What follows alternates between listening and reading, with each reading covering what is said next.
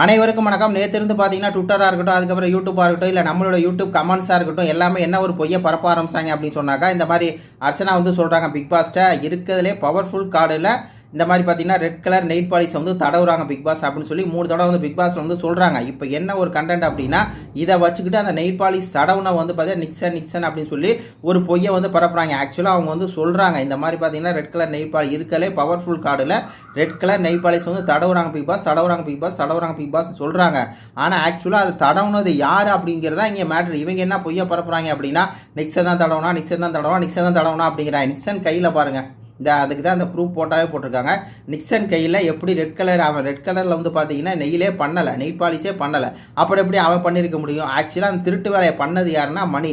நீங்கள் இந்த ஃபோட்டோலே பார்த்தீங்கன்னா தெரியும், அந்த பக்கம் பார்த்தீங்கன்னா மணி தான் எடுத்துகிட்டு இருப்பான். மணி எடுத்துகிட்டு இருக்கும்போது அவன் ரெட் கலர் நெயில் பாலிஷ் வச்சனால தான் இவங்க வந்து பிக் பாஸ் சொல்கிறாங்க, இந்த மாதிரி பார்த்தீங்கன்னா ரெட் கலர் பவர்ஃபுல் கார்டில் ரெட் கலர் நெயில் பாலிஷ் வந்து வைக்கிறாங்க அப்படின்னு சொல்லி. அந்த திருட்டு பயலே மணி தான். ஆனால் மணியை காப்பாற்றுறதுக்காக இவங்க என்ன மாதிரி ஒரு பிரபகண்டா பண்ணுறாங்க அப்படின்னா, அதை பண்ணதே வந்து நிக்சன் தான். சரி, நிக்சன் பண்ணால் நிக்சன் கையில் தானே ரெட் கலர் நெயில் பாலிஷ் இருக்கணும், ஆனால் மணி கையில் இருக்குது. அப்போ இது காரணம் என்னன்னு சொல்லி நீங்களே பார்த்துங்க மக்களை. இதுக்கு என்ன காரணம் அப்படின்னு சொல்லி தெரியல. நிக்சனுக்கோ இவங்க எல்லாம் என்ன தான் சொன்னால் கூட நம்ம சப்போர்ட் பண்ணுறது நேர்மைக்காக மட்டும்தான். இந்த கேமில் அவன் வந்து சீட்டிங் பண்ணுறாங்க அப்படின்னு சொல்கிறாங்க. நம்மளுக்கு அதில் வந்து உடன்பாடு இல்லை மக்களே, அவ்வளோதான். இது பற்றி உங்கள் கருத்துக்களை சொல்லுங்கள். நன்றி, வணக்கம்.